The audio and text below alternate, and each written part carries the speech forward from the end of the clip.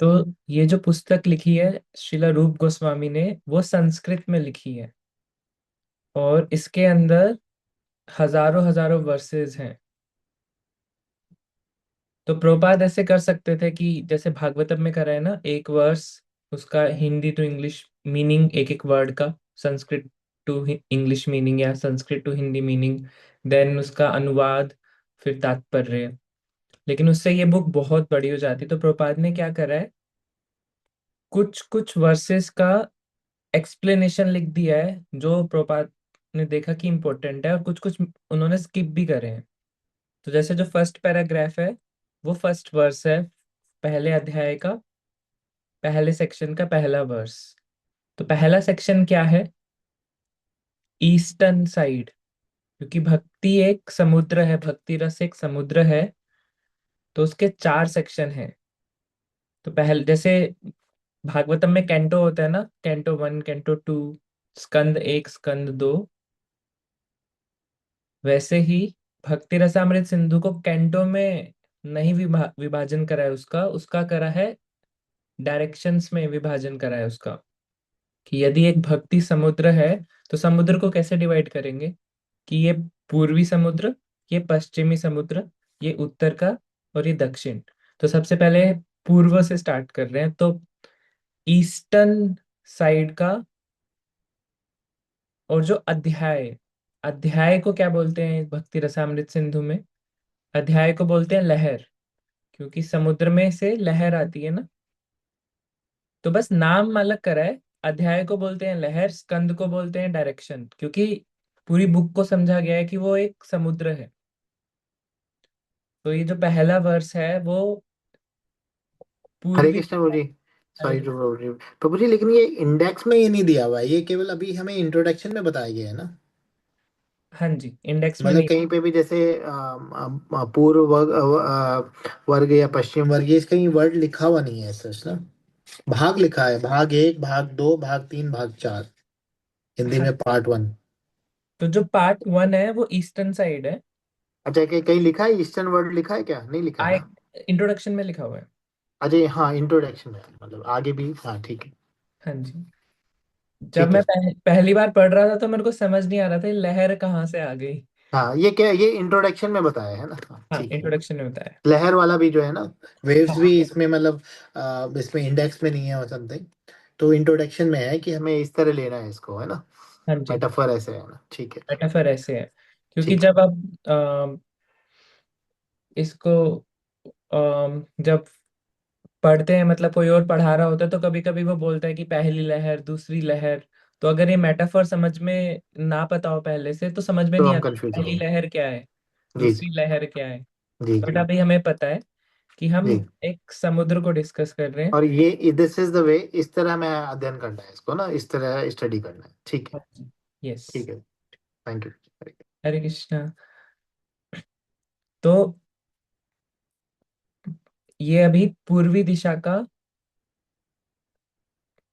पहला अध्याय, यानी कि पूर्वी दिशा की पहली लहर का पहला वर्ष है। इसको दूसरी भाषा में बोलूं अगर, तो पहले पार्ट का, पहले चैप्टर का पहला वर्स। बट रूप गोस्वामी बहुत क्रिएटिव है, वो हर चीज को एनालॉजी से समझाते हैं।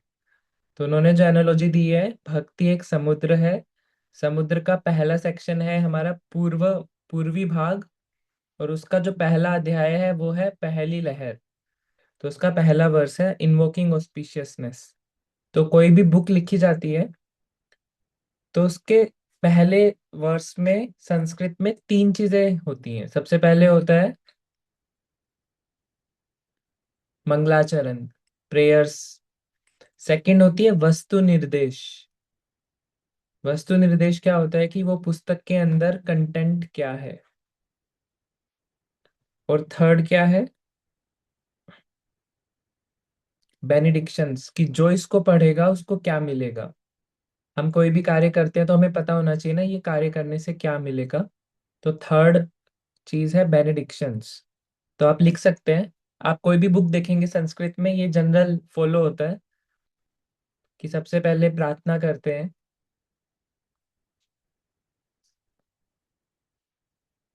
सेकंड, सबसे पहले मंगलाचरण, फिर उसके बाद उस कंटेंट के बारे में बताया जाता है, और थर्ड बताया जाता है बेनेडिक्शंस, कि जो डिवोटी इसको पढ़ेगा उसे क्या मिलेगा। तो इंट्रोडक्शन का जो फर्स्ट चैप्टर है वो पहला वर्स है। तो क्या बता रहे हैं इस पहले वर्स में, कि जो भगवान है, जो कि supreme personality of God head है, जो कि सभी कारणों के कारण है, और जो रसराज हैं सभी रिलेशनशिप्स के। और वो रिलेशनशिप कौन कौन सी हैं? शांति रस, दास्य रस, साख्य रस, और माधुरी रस। वात्सल्य रस, और माधुर्य बस रस। यस, 5 रस। तो भगवान जो है सभी रस के रसराज हैं, और भगवान सुप्रीम अट्रैक्टर हैं। वो सभी को अट्रैक्ट करते हैं अपनी एक्टिविटीज से, अपने रूप से, अपनी लीला से। और उन्होंने अपनी इसी माधुरी से गोपीस को, गोपीस की पूरी अटेंशन को कैप्टिवेट कर लिया है। और उस गोपी में हेडेड बाय तारका, पालिका, श्यामा, ललिता, एंड अल्टीमेटली श्रीमती राधिका, कि कृष्ण ने अपनी लीलाओं से इन गोपीस को पूरा कैप्टिवेट कर लिया है। जैसे कि एक भंवरा कैप्टिवेट हो जाता है ना फूलों की तरफ, वैसे पूरा कैप्टिवेट ही कर लिया है।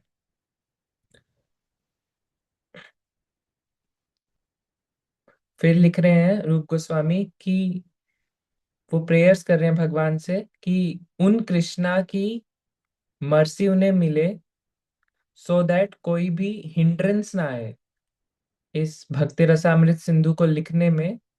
कोई भी हिंड्रेंस ना आए, कोई भी रुकावट ना आए। लेकिन जब प्रभुपाद लिखते हैं सेम चीज को, तो प्रभुपाद लिखते हैं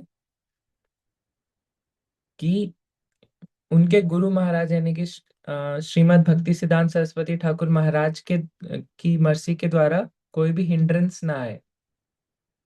क्योंकि रूप गोस्वामी अपने स्पिरिचुअल मास्टर को प्रणाम कर रहे हैं, साथ में प्रभुपाद भी सेम सीक्वेंस को फॉलो करते हुए वो अपने गुरु महाराज को प्रणाम कर रहे हैं। तो this is the first verse जिसमें मंगलाचरण प्रणाम करा है कृष्णा को।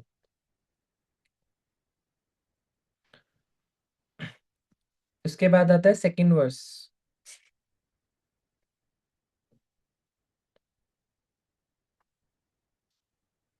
सेकंड वर्स में रूप गोस्वामी क्या लिखते हैं, वो अपनी सिचुएशन बताते हैं। कि रूप गोस्वामी ह्यूमिलिटी से बता रहे हैं कि उनके पास कोई भी नॉलेज नहीं है, कोई भी भक्ति नहीं है, और कुछ भी क्वालिफिकेशन नहीं है, लेकिन वो प्रणाम फिर किसको कर रहे हैं? महाप्रभु को। कि महाप्रभु की मर्जी से ये मैं बुक लिख पाऊं।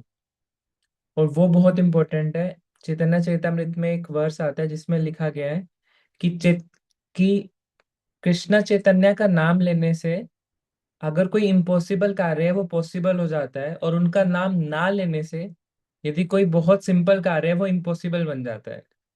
तो सेकंड वर्स में वो महाप्रभु को प्रणाम कर रहे हैं। ठीक है। थर्ड वर्स में वो सबसे पहले भगवान को, फिर अपने गुरु महाप्रभु को,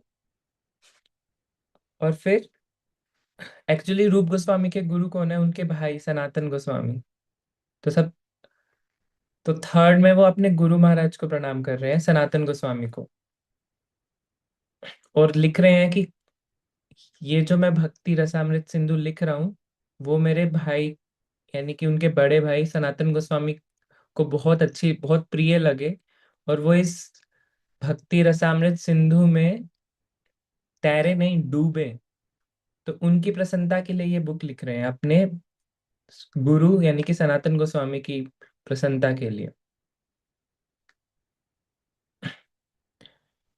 तो यहाँ तक 3 पैराग्राफ हो जाते हैं। तो वी कैन रीड एक बार दोबारा से फर्स्ट 3 पैराग्राफ।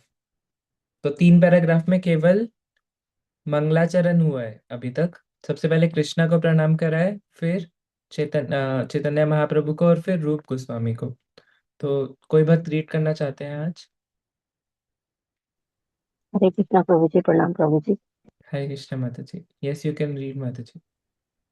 जगत गुरु शिल प्रभुपाद की जय। मंगलाचरण भूमिका। मंगलाचरण। भगवान कृष्ण परम पुरुष समस्त कारणों के कारण तथा समस्त रसों शांत, दास्य, साख्य, वात्सल्य, माधुर्य, हास्य, करुणा, भयानक, वीर, रौद्र, अद्भुत तथा विभत्स रसों के सागर हैं। वे परम आकर्षक हैं और उन्होंने अपने विराट तथा दिव्य आकर्षक के द्वारा तारका, पालिका, श्यामा, ललिता तथा अनंत श्रीमती राधा रानी जैसी गोपियों को मोहित कर लिया है। वे प्रभु हम पर कृपा करें, जिससे कृष्ण कृपा विग्रह श्रीमद भक्ति सिद्धांत सरस्वती गोस्वामी प्रभुपाद द्वारा प्रेरित होकर भक्ति रसामृत सिंधु लिखने के इस कार्य को संपन्न करने में मुझे कोई बाधा उपस्थित ना हो।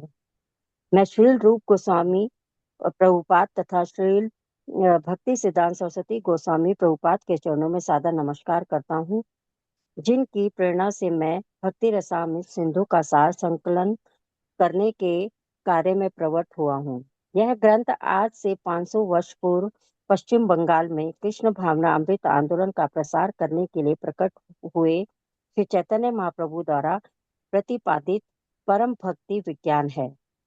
श्री रूप गोस्वामी तथा ग्रंथ का शुभारंभ अपने अग्रज एवं गुरु श्री सनातन गोस्वामी को सादर नमस्कार करते हैं और यह प्रार्थना करते हैं कि यह भक्ति रसामृत सिंधु उन्हें अत्यंत रोचक लगे।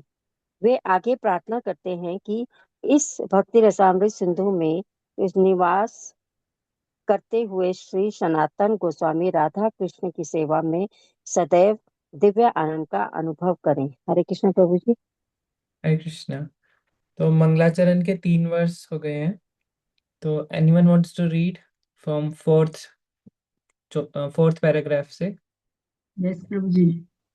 हरे कृष्णा। यस माता जी। हरे कृष्ण। यस कृष्ण प्रभुपाद। मैं समस्त महान भक्तों तथा आचार्यों को सादर प्रणाम करता हूँ, जो अमृत के महासागर में मगरों के समान है और जो मुक्ति रूपी विविध नदियों की तनिक भी परवाह नहीं करते हैं। निर्विशेषवादी ब्रह्म रूपी सागर में तत्लीन होना चाहते हैं, ठीक उन नदियों की भांति जो बहते बहते सागर में तत्लीन हो जाती हैं। सागर की तुलना मोक्ष से की जा सकती है और नदियों की तुलना मोक्ष की विभिन्न विधियों से।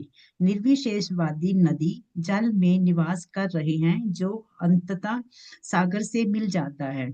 उन्हें इसका पता नहीं है कि सागर तथा नदी में समान रूप से असंख्य जलचर भी हैं। जो मगर सागर में रहते हैं, वे उन नदियों की परवाह नहीं करते जो सागर में आकर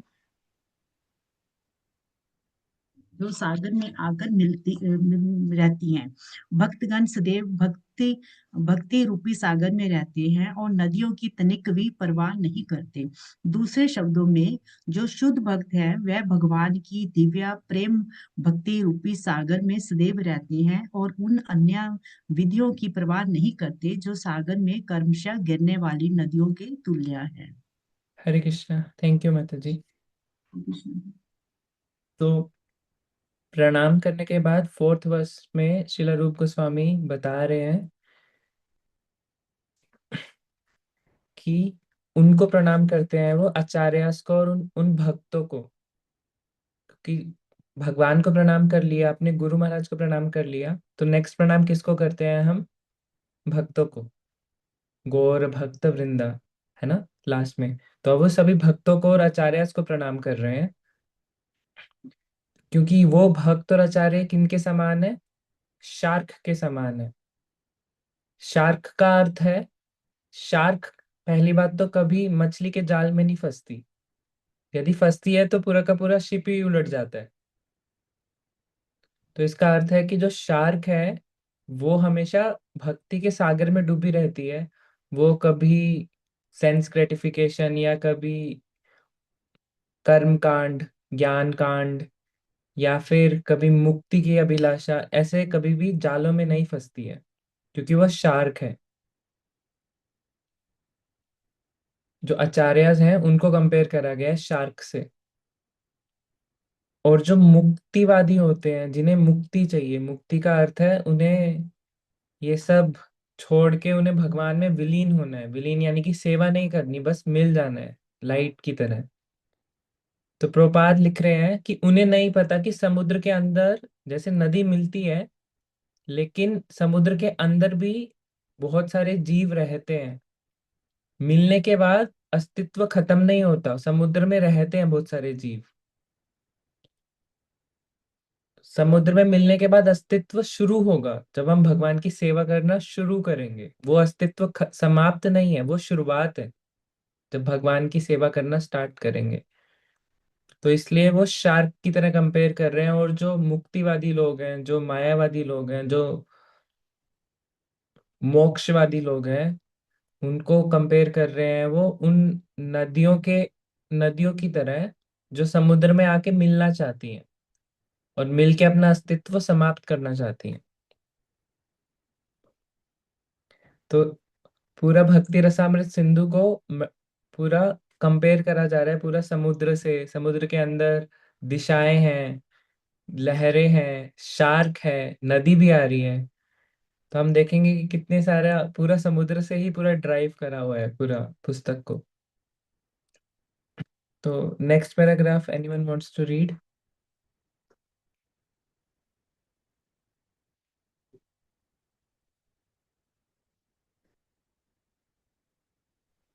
हरे कृष्णा प्रभु जी। हरे कृष्णा। यस माता जी। शील रूप गोस्वामी अपने गुरु शील सनातन गोस्वामी से भक्ति रसामृत सिंधु की रक्षा उन तार्किकों मीमांसकों से करने की प्रार्थना करते हैं जो व्यर्थ ही भगवान के भक्ति योग विज्ञान में दखल देते हैं। वे इनके तर्कों तथा विवादों की तुलना सागर के बीच उठने वाले ज्वालामुखी उद्गारों से करते हैं। जिस प्रकार सागर के बीच उठने वाले ज्वालामुखी उद्गारों से बहुत ही कम क्षति पहुंच सकती है, उसी प्रकार जो लोग भगवत भक्ति के विरुद्ध हैं और जो चरम दिव्य अनुभूति के विषय में अनेक दार्शनिक मत प्रस्तुत करते हैं, वे भक्ति के इस महान सागर को तनिक भी विशुद्ध नहीं कर सकते। हरे कृष्णा। हरे कृष्ण प्रभु जी। फिर अगले वर्ष में वो प्रोटेक्शन के लिए प्रार्थना कर रहे हैं अपने गुरु महाराज यानी कि अम, सनातन गोस्वामी से। किन से प्रोटेक्शन करना है भक्ति को? जो अलग अलग फिलोसफीज देते हैं, मेंटल स्पेकुलेशन करते हैं, जो भक्ति के रस को नहीं समझ पाते, बट अलग अलग दर्शन देते हैं, अलग अलग तर्क न्याय देने की कोशिश करते हैं। तो उनसे प्रोटेक्शन के लिए अपने गुरु महाराज से वो प्रार्थना कर रहे हैं। और उनको किन से कंपेयर करा गया है? जो मेंटल स्पेकुलेटर हैं, जो फिलोसोफर्स हैं, उनको कंपेयर करा गया है जो समुद्र में कभी कभी वोल्केनो इरप्शन होता है यानी कि ज्वाला फूटता है। लेकिन समुद्र में यदि कोई वोल्केनो आएगा तो कितनी देर तक रहेगा? थोड़ी देर के अंदर उसमें पानी आ जाएगा, वो शांत हो जाएगा। तो उनको उनसे कंपेयर कर रहे हैं, एक ज्वाला से, समुद्र के अंदर जो फूटा है। तो वो ज्यादा हार्म नहीं कर पाएगा समुद्र को, समुद्र बहुत बड़ा है।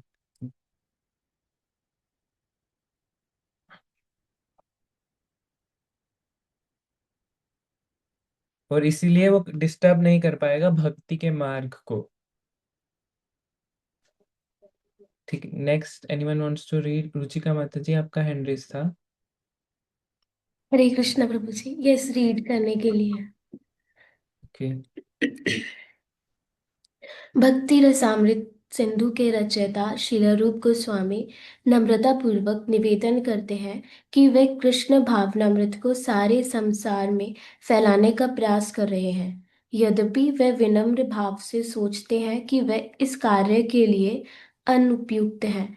कृष्ण भावनामृत आंदोलन के समस्त प्रचारकों को श्रीला रूप गोस्वामी के चरण चिन्हों का अनुगमन करते हुए इसी मनोवृत्ति से काम करना चाहिए। हमें कभी भी अपने आप को महान प्रचारक नहीं समझना चाहिए, अपितु यही मानना चाहिए कि हम पूर्ववर्ती आचार्यों के निमित्त मात्र हैं और उनके चरण चिन्हों पर चलकर ही हम पीड़ित मानवता के लाभ के लिए कुछ कर सकते हैं।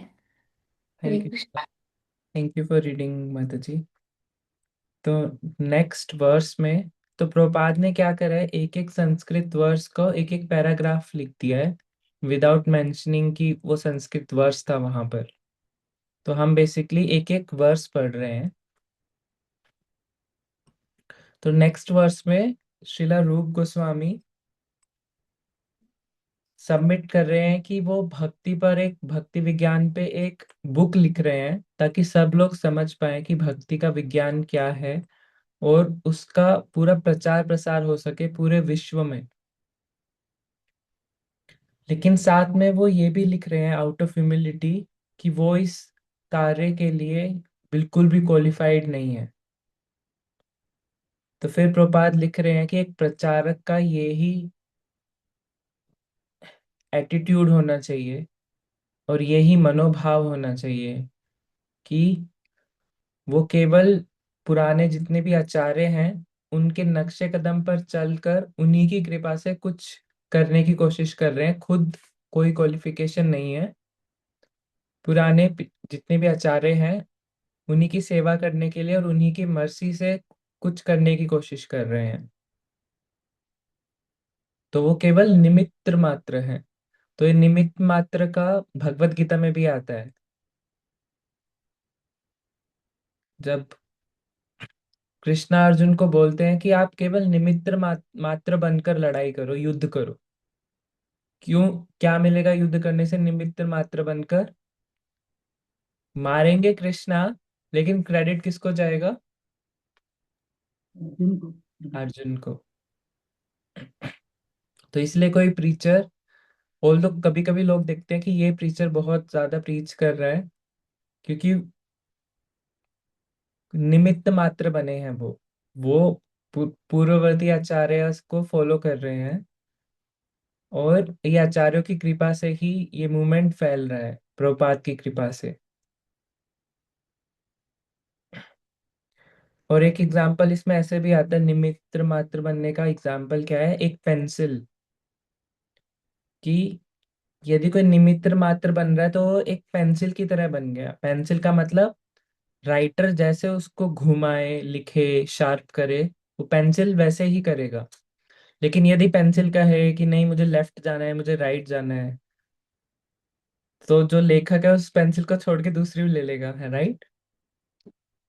तो निमित्त मात्र बनने का मतलब है जो भी आचार्य की जो भी इच्छा है बस उसको पूरा करना।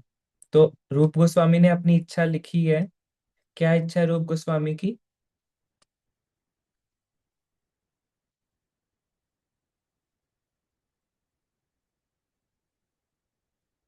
हरे कृष्णा।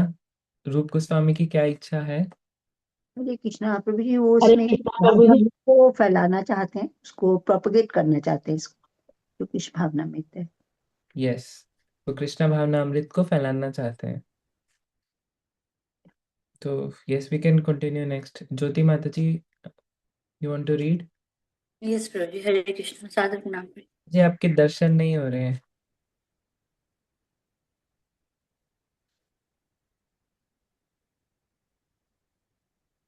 हरे कृष्ण, सादर प्रणाम प्रभु जी। Thank you. भक्ति रसामृत सिंधु चार भागों में विभाजित कर दिया गया है। जिस प्रकार सागर को कभी कभी चार भागों में विभाजित कर दिया जाता है, इस इसके हर भाग में विभिन्न अनुभाग हैं। मूल भक्ति रसामृत सिंधु में सागर की भांति पूर्व, दक्षिण, पश्चिम और उत्तर ये चार भाग हैं और इन विभागों के अनुभाग लहरों के रूप में हैं। जिस प्रकार सागर में विभिन्न लहरें पश्चिम, दक्षिण, पूर्व या उत्तर दिशाओं में सदैव उठती रहती हैं, उसी प्रकार भक्ति रसामृत सिंधु में भी अनेक लहरें हैं। प्रथम भाग में चार लहरें हैं, जिनमें से पहली लहर भक्ति के सामान्य वर्णन के विषय में, दूसरी लहर भक्ति के वैधानिक साधनों के विषय में, तीसरी लहर भावों के विषय में है, चतुर्थ लहर में चरम गंतव्य ईश्वर का प्रेम है। इन सब का वर्णन लक्षणों सहित समस्त स्पष्ट रूप से प्रस्तुत किया जाएगा। यस, थैंक यू माता जी फॉर रीडिंग। सो यहाँ पर समझाया गया है कि भक्ति रसामृत सिंधु को कैसे डिवाइड करा है। जैसे भागवतम के अंदर स्कंद होते हैं, पहला स्कंद, दूसरा स्कंद। तो इसके अंदर स्कंद नहीं है, इसके अंदर पार्ट्स हैं, दिशाओं की तरह है। जैसे पहला पार्ट क्या है, पूर्वी दिशा। पूर्वी दिशा के अंदर अलग अलग चैप्टर्स हैं, बट उन चैप्टर्स को भी बोला गया है कि वो पूर्वी दिशा की लहरें हैं, क्योंकि भक्ति रसामृत सिंधु, हम एक सिंधु को पढ़ रहे हैं। तो भक्ति को डिफाइन करना संभव नहीं है, वो इतनी डीप है। जैसे समुद्र में यदि कोई पूछे कि समुद्र कितना गहरा है, तो क्या कोई पहचान सकता है कितना गहरा है? इतना गहरा है कि उसके नीचे जा ही नहीं सकते। तो समुद्र इतना बड़ा, इतना विशाल, चारों तरफ से इत, चार डायरेक्शंस, इतना गहरा, उसमें लहरें उठ रही हैं। तो उसको पूरे तरीके से समझना पॉसिबल नहीं है, बट रूप गोस्वामी ने फिर भी उसको समराइज करा है कि ओके, एक समुद्र के अंदर चार डायरेक्शन है और चार डायरेक्शंस में अलग अलग लहरें हैं। तो वो लहरें को समराइज करने का प्रयास करा गया है। तो पहला पार्ट है, यदि आप इंडेक्स भी खोलोगे तो इंडेक्स में भी चार पार्ट हैं, पार्ट 1, पार्ट 2, पार्ट 3, पार्ट 4। तो आप इंडेक्स में लिख सकते हैं, जो पहला पार्ट है वो पूर्वी भाग है, क्योंकि यहाँ पर लिखा है ना कि पहला पूर्वी है, और उस पूर्वी के अंदर चार लहरें हैं।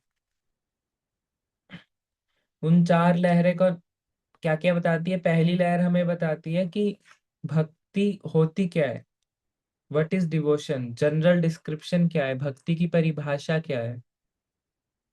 तो आप इनको लिख सकते हैं कि पहले चैप्टर का, यानी कि पूर्वी भाग का क्या, उसमें कौन कौन सी लहरें हैं। तो पहली लहर है भक्ति की परिभाषा, और दूसरी लहर है भक्ति के रेगुलेटिव प्रिंसिपल्स, कि भक्ति को करने के लिए कौन कौन से नियम और किस तरह से फॉलो करने हैं। तीसरी लहर है भक्ति इन devotional service in ecstasy. Ecstasy को हिंदी में क्या लिखा हुआ है? Third wave. आनंद होगा, कोई एक्सप्रेस आनंद हो। भाव भक्ति हो जाएगा मतलब प्रभु जी, भाव हाँ, भक्ति। भाव भाव बोल सकते हैं। ओके, मनोवृत्ति जब भाव बोल सकते हैं ना। भाव। भाव। ओके। हम्म, और फोर्थ पार्ट है पहले पूर्वी दिशा का अल्टीमेट भगवत प्रेम। तो ये हमारा ईस्टर्न साइड है। तो वैसे ही साउदर्न, ईस्ट के बाद साउथ है सेकंड पार्ट। साउथ के अंदर पांच लहर हैं। उसके बाद पश्चिम भाग है, पश्चिम के अंदर पांच लहरें हैं। और उसके बाद उत्तरी भाग है, उसके अंदर 9 लहरें हैं। तो हम अभी सिर्फ दो ही भाग को कंप्लीट करेंगे, पूर्वी और दक्षिण।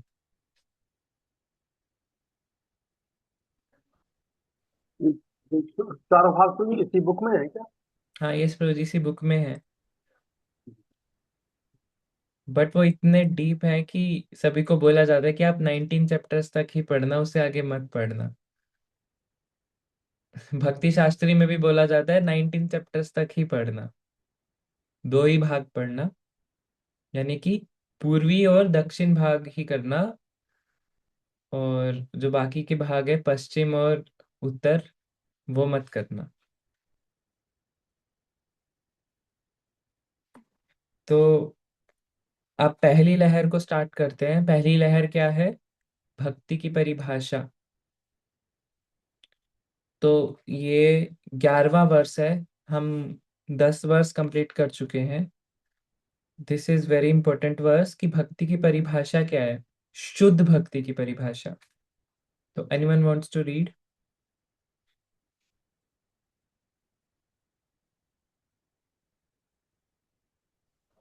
हरे कृष्ण प्रभु जी, प्रणाम। हरे कृष्ण माता जी। पूर्ववर्ती आचार्यों के पद चिन्हों का अनुसरण करते हुए भक्ति के प्रामाणिक विवरण को सार रूप में श्री रूप गोस्वामी के इस कथन द्वारा दिया जा सकता है।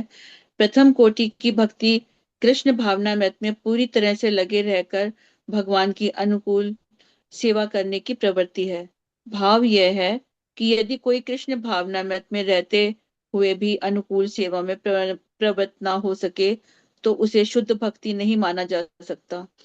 शुद्ध भक्ति को सभी प्रकार के भौतिक लाभों या इंद्रिय तृप्ति की आकांक्षाओं से मुक्त रहना चाहिए, क्योंकि ये आकांक्षाएं सकाम कर्म तथा दार्शनिक चिंतन द्वारा अनुशीलित होती हैं।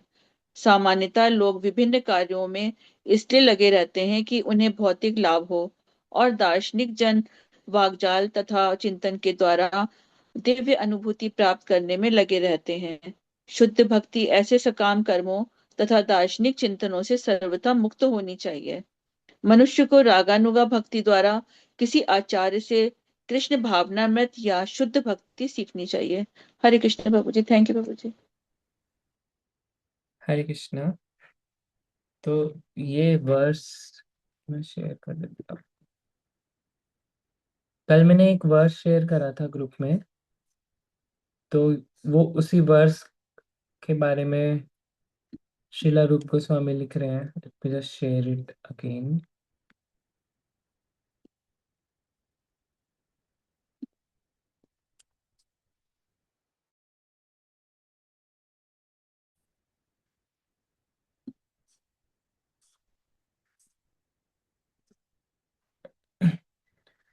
तो ये शुद्ध भक्ति की परिभाषा है। अन्याभिलाषिता शून्यम ज्ञान कर्मादि अनावृतम अनुकूल येन कृष्ण अनुशीलनम भक्तिरुत्तम।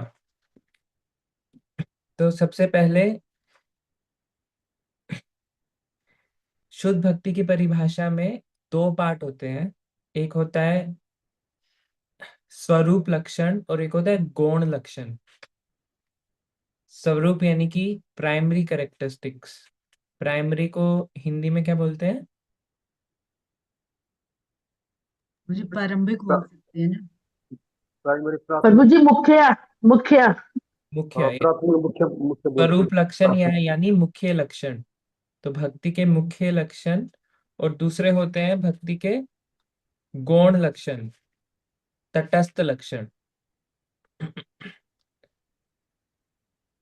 तो इसमें से सबसे पहले पैराग्राफ में प्रभुपाद ने हमें गौण लक्षण बताए हैं।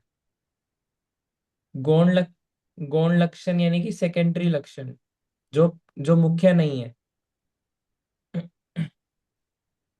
लेकिन इंपॉर्टेंट है, ये मत समझिएगा कि कुछ भी इंपॉर्टेंट नहीं है। तो सबसे पहले आता है अन्य अभिलाषिता शून्यम। अन्य, अन्य का अर्थ क्या होता है? Any other one. Other. Other यानी कि जब भगवान की भक्ति कर रहे हैं तो भक्ति के अलावा जो भी अभिलाषा होती है उसको क्या करना है? खत्म करना है, जीरो करना है, शून्य करना है। शून्यम। यस, शून्यम। तो अन्य अभिलाषिता शून्यम। तो प्रपात लिख रहे हैं कि हमें कोई भी खुद के लिए कोई अभिलाषा नहीं करनी है कि मुझे ये चाहिए, मुझे हो सकता है कुछ धन में लाभ चाहिए, कोई मटेरियल बेनिफिट चाहिए, या सेंस ग्रेटिफिकेशन, इंद्र तृप्ति। तो कोई भी ऐसी भावना नहीं होनी चाहिए भक्ति करते वक्त। अगर ये भावना आती है तो भक्ति फिर शुद्ध नहीं रहती, वो कंटेमिनेट हो जाती है। जैसे होता है ना प्योर गोल्ड, और एक होता है 18 कैरेट गोल्ड।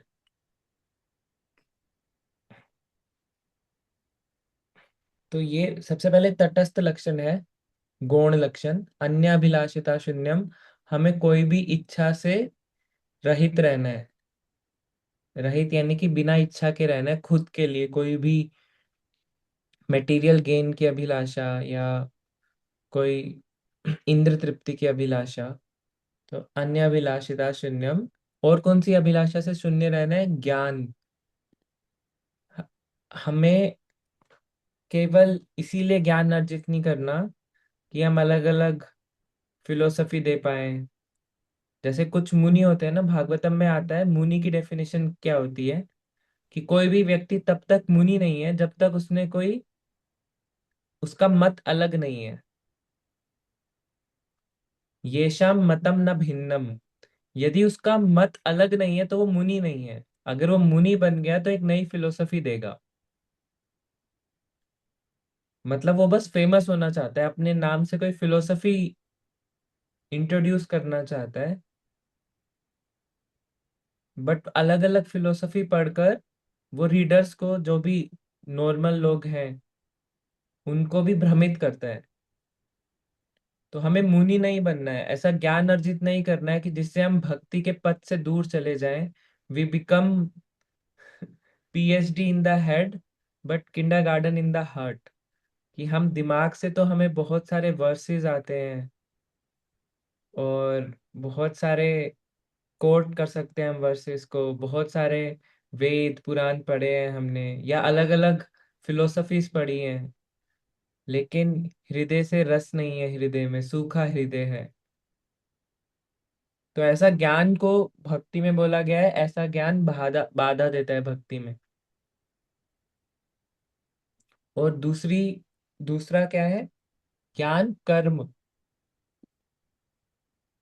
कोई भी, कभी कभी कुछ कार्य होते हैं कि हम करते हैं, लेकिन कुछ लोग ऐसे होते हैं केवल वो कार्य पे फोकस करते हैं, वो ये फोकस नहीं करते किस लिए कर रहे हैं। जैसे भारत में तो खासकर मंदिर में जाएंगे, हो सकता है कोई भक्त भगवान को दीप अर्पण कर रहे हैं, बट वो दीप अर्पण कर रहे हैं बट किस लिए कर रहे हैं ये नहीं पता उन्हें, बस क्योंकि सब करते हैं इसलिए कर रहे हैं। ज्ञान कर्म। कर्म में बहुत सारे एग्जाम्पल हैं। सबको पता है कि जब श्राद्ध आते हैं तो कुछ करना होता है, बट क्यों करना होता है वो नहीं पता। उसका लक्ष्य क्या है कुछ नहीं पता। यज्ञ का लक्ष्य क्या है? जैसे कभी कभी होता है ना, चलो नया घर लिया, चलो यज्ञ करा लो, है ना। लेकिन यज्ञ कराना किस लिए है? किसकी प्रसन्नता के लिए यज्ञ हो रहा है? भोक्ताराम यज्ञ तपसाम। उन्हें पता ही नहीं है कि इस यज्ञ के भोक्ता कौन है। तो हमें उस चीज से भी बचना है। भक्ति में आने के बाद हम रिचुअलिस्टिक कार्य कर सकते हैं, हम यज्ञ करवा सकते हैं, यदि कोई घर में कोई प्रथा है हम उसको फॉलो कर सकते हैं। लेकिन हमें पता होना चाहिए कि अल्टीमेटली किसकी सेटिस्फेक्शन के लिए ये हो रहा है। हम केवल उस मैकेनिकली वो कार्य ना कर रहे हो, हमारी भावना हो कि हम किस लिए कर रहे हैं। तो ज्ञान कर्म आदि अनावृतम। अनावृतम का अर्थ क्या है?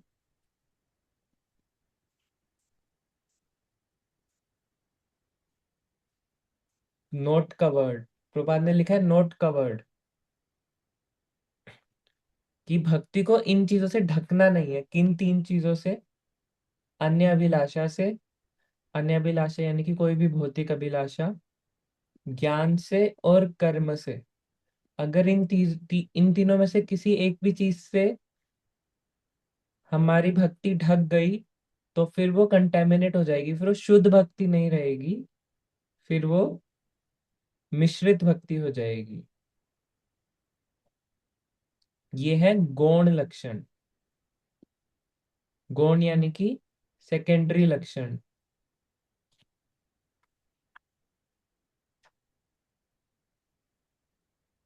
और या फिर तटस्थ लक्षण। लेकिन अभी नेक्स्ट दो लाइन में मुख्य लक्षण है, तो मुख्य लक्षण हम कल करेंगे, समय हो गया है। तो आज की रियलाइजेशन शेयर कर सकते हैं सब डिवोटीज। आज क्या हम अप्लाई कर सकते हैं लाइफ में, हमने क्या सीखा, या कुछ भी शेयर कर सकते हैं।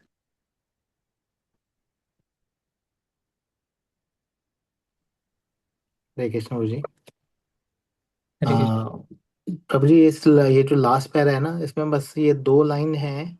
वो या तो कल इस पे एक्सप्लेन होगा, लेकिन उस पे शायद हमने बात नहीं किया, और वही मेन है कि प्रथम कोटि के भक्त कृष्णामृत में पूरी तरह से लगे रहकर भगवान के अनुकूल सेवा में प्रवृत्त करता की प्रवृत्ति है।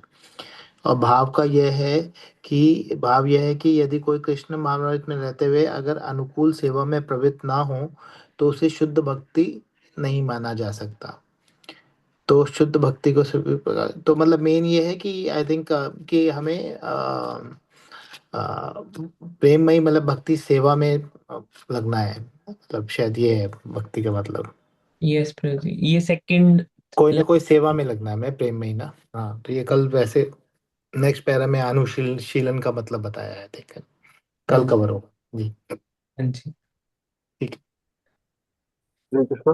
मैं एक लाइन शेयर करना चाहूंगा तो ये थोड़ा, मैंने एक लाइन में पढ़ा था अभी कोई 4-5 दिन पहले, मैं देख रहा हूँ कौन सी बुक में था कि शुद्ध भक्ति जो आत्मा का लक्षण है, मतलब आत्मा की क्रिया है। शुद्ध भक्ति आत्मा की क्रिया है, और ये भौतिक शरीर की नहीं है। तो भौतिक शरीर, जो शुद्ध भक्ति की बात हो रही है, तो भौतिक शरीर को, जो हमारा ये शरीर है, शरीर को भौतिक चीजों की आवश्यकता है। तो शुद्ध भक्ति के लिए हमें भौतिक जो आवश्यकता है उनको थोड़ा थोड़ा कम करना होगा, मतलब कहीं हद तक उनको त्यागना भी पड़ सकता है। तो वो उसके थोड़ी सी डेफिनेशन में एक ये लाइन लिखी है, शुद्ध भक्ति। यस। ये थोड़ी लाइन। थैंक यू प्रभु जी फॉर शेयरिंग। हाँ प्रभु जी, इससे जो आज डिस्कशन हुआ है उससे हमें मतलब रूप गोस्वामी ये बुक लिख रहे हैं, तो उन्होंने मतलब वो जनहित के लिए लिख रहे हैं कि मतलब लोगों का भला हो। तो उसने लिखने से पहले उन्होंने कुछ चीजें करी हैं, जैसे कि सबसे पहले उन्होंने भगवान का आह्वान किया है, फिर भगवान के रूप जो चैतन्य महाप्रभु उनका आह्वान किया है, फिर उन्होंने अपने जो गुरु हैं उनका आह्वान किया है, मतलब उनको प्रणाम किया है, फिर उन्होंने आचार्य को प्रणाम किया है। फिर वो ये चाहते हैं कि मतलब उनके जो गुरु हैं वो उनसे प्रसन्न हो, इससे मतलब खुश होए कि उन्होंने क्या मतलब लिखा है और क्या वो बताना चाह रहे हैं लोगों को। और उसके बाद उन्होंने अपने आप को बहुत ही हम्बल, मतलब अपने आप को बिल्कुल ऐसे समझा कि आपकी आपसे ही प्रेरणा लेके, अपने आचार्य से, भगवान से और अपने गुरु से ही प्रेरणा लेके मैं जो भी लिखना चाह रहा हूँ वो मैं लिखूंगा, और उसमें आप मेरी मदद कीजिए, उसमें मेरी हेल्प कीजिए। तो मतलब बहुत ही उनका एक बहुत ही हम्बल और एक बहुत ही, जबकि वो बहुत ही गोस्वामी हैं, स्वयं सिद्ध हैं, परंतु वो सबको मतलब अपने आप को बहुत ही ऐसे मैसेज बता रहे हैं कि सब कुछ मेरे गुरु और उनकी कृपा से ही हो रहा है, भगवान की कृपा से ही हो रहा है, और वो ही मेरी हेल्प करें कि मैं बहुत अच्छे से इस कार्य को पूरा कर सकूं। और उसके बाद उन्होंने मतलब भक्त की उसको बताया कि भक्त को कैसे रहना चाहिए, मतलब अननेसेसरी मतलब मटेरियल डिजायर्स में नहीं पड़ना चाहिए, और इस तरह के इंटेलेक्चुअल डिजायर्स में ना पड़ के मतलब हार्ट से हमें प्योर होना है। मतलब मटेरियल डिजायर से ना होके अगर हमारा हार्ट प्योर और पायस है तो तब हम भक्ति बहुत जल्दी मतलब हम पा सकेंगे, इंस्टेड ऑफ मतलब और चीजों के। वंडरफुल। वेरी गुड रियलाइजेशंस माता जी। हरे कृष्णा प्रभु जी। हरे। इसके बाद रूप गोस्वामी बताते हैं, जैसे भक्ति रदा सिंधु है तो ये सागर के से उनका कंपेयर किया गया है, सागर भी उनको कंपेयर किया। फिर उनके बताते हैं कि इसके चार भाग हैं, और हर भाग में चार भाग हैं सागर की भांति, पूर्व, दक्षिण, पश्चिम एंड उत्तर। और फिर उन्हें पूर्वी भाग के बारे में बताते हैं कि पूर्वी भाग में चार लहरें हैं, कि उसकी पहली लहर का है भक्ति की परिभाषा, फिर सेकंड है भक्ति के नियम, तीसरा है भक्ति के भाव, और चौथा है भगवत प्रेम। और फिर अब आपने जो बताया, फिर इसके बाद हम इस पे दो भागों पे ज्यादा चर्चा करेंगे, पूर्व भाग में और साउथ लेयर में। साउथ लेयर में 5 लेयर हैं। और फिर यहाँ पे बताया गया भक्ति की परिभाषा। भक्ति की परिभाषा दो पार्ट में बताई गई है, एक प्राइमरी है और एक तटस्थ, और जहाँ पे गौण। प्राइमरी में मुख्य लक्षण है और गौण में सेकेंडरी लक्षण है। और इसमें आपने जो बताया है अन्याभिलाषा, मतलब हमें भी इच्छा से मुक्त, कोई हमारी और कोई इच्छा नहीं होनी चाहिए। जो तीन चीजें हैं, अन्याभिलाषा, शून्य होना चाहिए, और फिर ज्ञान और कर्म, जिन्होंने हम भक्ति को ढक रखा है, इसको हमने हटा के तभी हम भक्ति को कर सकते हैं, जो मैं समझ पा रही हूँ प्रभु जी। Hare Krishna. Yes, very nice. और हम कैसे अन्य अभिलाषा को शून्य कर सकते हैं? क्योंकि अभिलाषा तो आई जाती है, बिकॉज बहुत जन्मों से आदत हो गई है। तो कैसे हम अन्य अभिलाषा को शून्य कर सकते हैं? प्रभु जी, चेतो दर्पण मार्जनम, बार बार भगवान को चिंतन करके, जप करके। यस, वन इज चेतो दर्पणम मार्जनम। और सब कुछ भगवान को अर्पित करेंगे, हम जो भी कार्य करेंगे अगर हम सेंटर ऑफ पॉइंट भगवान को बनाएंगे तो अभिलाषा से यस, प्रभु जी, और फिर जैसे गोस्वामी का मतलब है इंद्रियों पे कंट्रोल करना, अपनी इंद्रियों पे वश में करने से, तो हम इसको उससे कर सकते हैं। हम्म। यदि रागानुग भक्ति करेंगे तो रागानुग मीन्स हम किसी एक चीज में आसक्त हो सकते हैं, या तो हम भौतिक में कर सकते हैं या हम भक्ति में कर सकते हैं। तो अगर हमारा पूरा हम हमारा सारा कंसंट्रेशन अगर हम भक्ति पे होगा तो हमारा बाकी चीजों पे नहीं होगा फिर, क्योंकि जो आसक्ति है एक ही जगह रह सकती है ना, दो जगह नहीं रह सकती आसक्ति। तो अगर हम अपना जो आसक्ति पार्ट है अगर हम उसको भक्ति में ही लगा देंगे तो हम जो दूसरी जो है हमारी जो मटेरियल डिजायर्स हैं वो ऑटोमेटिकली कम हो जाएंगी या खत्म भी हो सकती हैं। That depends from person to person. तो माता जी कह रही हैं, जैसे महाराज बोलते हैं कि तोड़ना नहीं है, मोड़ना है अपनी डिजायर्स को भगवान की तरफ। किसी को घूमना पसंद है तो धाम जा सकता है, अभी भी घूम ही रहा है वो। इंडिया में कमी नहीं है धाम की, साउथ इंडिया में खासकर, है ना। किसी को खाना बहुत पसंद है तो अलग अलग व्यंजन प्रसाद ऑफर कर सकते हैं भगवान को। और किसी को वीडियो एडिटिंग पसंद है तो भगवान के लिए वीडियो एडिट कर सकते हैं। किसी को कोई, यदि कोई जॉब भी करता है, बिजनेस करता है, तो वो अपनी जॉब में से कुछ पोर्शन भगवान की सेवा के लिए डोनेट कर सकते हैं टेम्पल में, या पर्सनली कुछ सेवा कर सकते हैं किश को माता। सेंटर में रख के जो भी करें, कुछ भी जो करेंगे हम किश को अगर सेंटर में रख लेंगे तो यस। फिर हमारा ऑटोमेटिकली कृष्ण भावित हो जाएगा। तो हमें उससे रागानुग भक्ति तो बहुत ही हाईएस्ट हो, तो मुझे नहीं पता कि हम कर पाएंगे नहीं कर पाएंगे, बट अदरवाइज पूरे उससे अगर करेंगे तो फिर पॉसिबिलिटी है। हरे कृष्ण। हरे कृष्णा। और क्या कर सकते हैं? प्रभु जी का प्रश्न है, जैसे आपने बताया कि जो पूर्वी दिशा है उसमें चार लहरें हैं, चारों लहरों का आपने मतलब अलग अलग बताया कि इसमें जैसे पहला है जो भी माता जी ने बताया कि ये भक्ति की परिभाषा है, फिर भक्ति के विभाव भाव भक्ति है, फिर प्रेम भगवत प्रेम है। जो सेकंड जो दक्षिण आपने दिशा बताई उसमें पांच लहरें हैं, उसको अलग अलग से में क्या क्या है वो नहीं बताया ना। हाँ जी, वो नहीं बताया। उसमें विभाव, अनुभाव, सात्विक भाव, व्याभिचारी भाव, स्थाई भाव, भाव के डिफरेंट डिफरेंट भाव के बारे में अभी पढ़ के ही बोल रहा हूँ, मेरे को याद नहीं है। बट एक्चुअली भाव के बारे में है उसके अंदर, कि भाव के प्रकार कितने होते हैं। तो पहला है क्या है, पहला विभाव, क्या? विभाव, वि- अच्छा, अनुभाव। विभाव।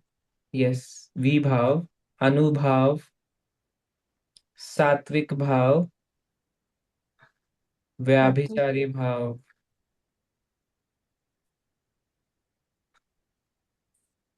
पांचवा स्थाई स्थाई भाव, यानी कि स्थाई भाव। permanent भाव। ठीक है प्रभु जी। तो अभी फिर कंप्लीट कर ही लेते हैं। जो पश्चिम है, पश्चिम के अंदर भी पांच लहरें हैं, और वो पांच लहरें को नाम आपको पता ही है, बस बताना है मुझे कौन से हैं। तो पहली लहर है शांत, शांत। दूसरी लहर है दास्य। तो बाकी तीन तो आपको पता ही है। आख्या वात्सल्य सत्य माधुरी। वात्सल्य मधुर। यस। फिर इसके बाद है नॉर्दर्न साइड, उत्तरी, उत्तरी, उत्तरी भाग समुद्र का। तो उसके अंदर जो पांच रसों के अलावा जो बाकी रस होते हैं हमारे, हास्य रस, एस्टोनिशमेंट, एस्टोनिशमेंट यानी कि हैरान करने वाला, तो वो वाले। बैलेंस सेवन, बैलेंस सेवन जो रस है उसको हम बोलेंगे उसको। यस, वो सेवन है, और इसके अंदर दो और है, मिक्सचर ऑफ मेलोस और डिस्टोर्टेड मेलोस। ओके। तो टोटल 12 रस होते हैं, पांच तो हमें पता है, सात होते हैं वो गौण रस होते हैं। तो वो गौण रस है। फिर एट्थ और नाइन्थ में क्योंकि किसी को भाव आता है, कोई भी रस आता है, तो मिक्सचर भी आ सकता है, कि माधुर्य रस भी आ रहा है और साख्य रस भी आ रहा है। जैसे एक कृष्णा के एक फ्रेंड है जिनका नाम है अर्जुन सखा। वो भगवान के मित्र हैं, गोप हैं वो, लेकिन भगवान के साथ माधुर्य भाव में है। तो दो दो मिक्सचर आ रहे हैं उनके पास भाव के। तो ऐसा भी हो सकता है कि मिक्सचर ऑफ, भगवान के लिए मिक्सचर ऑफ भाव आ रहा है। और आखिरी जो नौवीं लहर है वो है डिस्टोर्टेड मेलोस। डिस्टोर्टेड में शायद वो यही बताएंगे कि क्या भाव नहीं है। कुछ लोग कभी कभी क्लेम करते हैं कि उनको भाव है, बट वो केवल क्लेम कर रहे हैं बाहर दिखाने के लिए। तो रूप गोस्वामी उनके बारे में भी बताएंगे कि उनसे सतर्क रहना है। जिसके पास भाव होगा वो कभी बताएगा नहीं। तो यस, एनीवन? प्रभु जी 7 एक बार फिर से बता दो, गुण रस जो आपने बताई ना लाफ्टर, हिंदी में। हास्य। एस्टोनिशमेंट को हिंदी में एग्जैक्टली क्या बोलते हैं, आई एम नॉट श्योर। हैरान बोला ना आपने, हैरान रस बोला, हैरान बोलते हैं, बट वो उसका संस्कृत वर्ड कुछ अलग होगा। कुछ और होगा। अद्भुत तो हाँ नहीं है, जी। अद्भुत तो नहीं है प्रभु जी। अद्भुत, मे बी। मेरे पास हिंदी का बुक है सामने ना, मैं वहां से बता रही हूँ। अच्छा, आप वहां से बता रहे हैं। हाँ जी, हिंदी बुक से, उसमें है ना 12 के नेम्स हैं। ओके। अच्छा, फर्स्ट वर्स में है ना 12 नेम्स। हाँ जी, भूमिका में, उसमें मंगलाचरण वाले में। हाँ, तो आप माता जी थर्ड भी बता दो। उसमें बताया उन्होंने, हास्य करुण भयानक, मतलब जो बहुत ही हम्म। अ, वीर रौद्र, विभत्स, विभत्स जो होता है डिस्टॉर्टेड, मतलब बहुत ही जो डरावना होता है। हम्म। अद्भुत, ये हैं 7, हिंदी में तो ये हैं। तो अद्भुत होगा एस्टोनिशमेंट। वीर, तो सबसे पहले हास्य, अद्भुत, लाफ्टर, वीर, अम, फिर उसका कंपैशन के लिए क्या है माता जी? करुण, करुणा, करुण, दया। दया, करुणा लिखा करुण है रस। इसमें। हाँ और जी, एंगर के लिए क्रोध रस। हाँ जी, रौद्र, रौद्र भी है जो। एंगर के लिए अच्छा रौद्र होगा गास्टलीनेस। हाँ जी, हाँ जी। फिर फियर के लिए अभय है क्या वहां पर? अद्भुत किसका? है। प्रभु जी भयानक, भयानक रस। भयानक रस। तो माता जी 7 रस हैं, आप फर्स्ट वर्स फर्स्ट पैराग्राफ में पढ़ सकते हैं हिंदी में। और इसके अलावा दो दो लहर, 9 लहर है टोटल, 7 ये। हाँ जी, दो और एक, मिक्सचर ऑफ मैलोस एंड डिस्टॉर्टेड मैलोस आपने बोला। Yes, mixture of mallows and distorted mallows. Mixture यानी कि एक भक्त को मल्टीपल भाव एक साथ आ सकते हैं। भगवान के वो दोस्त भी हैं, माधुर्य भाव भी है, और डिस्टोर्टेड मेलोस भी आ सकते हैं। जी प्रभु जी, थैंक यू प्रभु जी, क्लियर हो। तो अब कोई फ्यूचर में यदि हम इस तरह से बात करें कि पहली लहर आई है, दूसरी लहर आई है, तो सब रिलेट कर पाएंगे ना कि लहर का मतलब क्या है। लहर का मतलब चैप्टर का नाम है, बट रूप गोस्वामी उसको लहर बोलते हैं, कि पहला चैप्टर, दूसरा चैप्टर।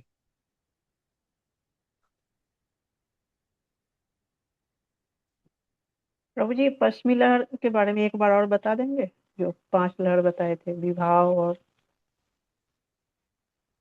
ये दक्षिण है। मैं ग्रुप पे फोटो डाल दूंगा माता जी एक। जो पश्चिमी लहर का भी बताए थे ना, 5 लहर बताए थे। पश्चिम तो माता जी नॉर्मल ही है हमारे, जो शांत रस, दास्य रस। नहीं, विभाव वाला कौन सा लहर है, विभाव? वो दक्षिण है। दक्षिण, वहाँ उसका उसका ही मेरे को चाहिए। विभाव, अनुभाव, हाँ सात। जी। वैसे हम लोग ये उत्तर और दक्षिण तो पढ़ेंगे नहीं ना प्रभु जी? उत, नहीं, उत्तर और पश्चिम नहीं पढ़ेंगे हम। अच्छा, उत्तर और पश्चिम, ठीक है। हाँ। दक्षिण पढ़ेंगे, पूरब और दक्षिण पढ़ेंगे। क्लॉकवाइज है, ईस्टर्न पढ़ेंगे, साउदर्न हम्म। पढ़ेंगे, जी पश्चिम और उत्तर नहीं पढ़ेंगे, जी क्लॉकवाइज। ठीक। विभाव अनुभाव प्रभु जी। सात्विक भाव, व्याभिचारी भाव और स्थायी भाव। ठीक है प्रभु। ओके, सो आज यहीं पे टोटल कितने भाव बनते हैं? टोटल कैसे है? हम कैसे कर सकते हैं इसको, अगर हम इसको काउंट डाउन करना चाहें तो? मतलब जैसे भाव हैं, तो जैसे आपने बताया सात्विक है, व्याभिचारी है, स्थाई है, अदर देन दिस भी बहुत सारे भाव होंगे ना फिर? माता जी, आई थिंक मेरे को भाव के बारे में कोई आइडिया नहीं है, बट ये सब आएगा प्रभु जी, तब हम पढ़ेंगे, जैसे जैसे आएगा ना तो हम लोग तब वैसे पढ़ते हैं, हाँ क्योंकि जी, ऐसे पहले जान के फिर फायदा फिर मेरे ख्याल से ना अपने आप ही आएगा बुक में, हाँ हाँ प्रभुपाद जैसे पढ़ाएं। हाँ जी। बाकी इन वरना ये सब तो डेडिकेट, अभी समझ नहीं आ रहा what is Vibhav and all, जब आएगा तब समझेंगे हाँ जी, मेरे ख्याल से, है ना। यस, प्रभु जी ये सब बुक में आएगा ना, जो आपने अभी बताया, दक्षिणी लहर, पश्चिमी हाँ लहर, ये सब अभी बुक में आएगा ना आगे चल ये के? मैंने तो लिखा नहीं प्रभु जी, ये सब अभी विभाव वगैरह हाँ ना, जी, सब आएगा। जब सब आएगा तब शायद लिखेंगे। है। तो प्रभु जी अभी हम शायद ये आएगा आगे बुक में, हाँ सब अभी तो लिखा है ना इसका, स्थाई। अभी तो इसका मतलब जिक्र भी नहीं हुआ है बुक में, जब आएगा तभी इसको डिटेल में लिखेंगे। नहीं प्रभु जी ये बुक में है, भाव की गौण अभिव्यक्तियां भी है और स्थाई भाव के लक्षण भी है, सब है। हाँ आगे बुक में आएगा ये सब। जी जी, दिया हुआ है चैप्टर्स में, लेकिन जब आएगा तब समझेंगे तभी लिखेंगे ना, तब फायदा भी है लिखने हाँ जी, तो अभी हमने बस एक ही लहर देखी है, वो भी एक लहर भी आधी लहर देखी है। भक्ति की परिभाषा पहली लहर है पूर्वी भाग की, और उसमें हमने केवल गौण लक्षण लिखे हैं। तो कल हम मिलेंगे फॉर मुख्य लक्षण ऑफ भक्ति।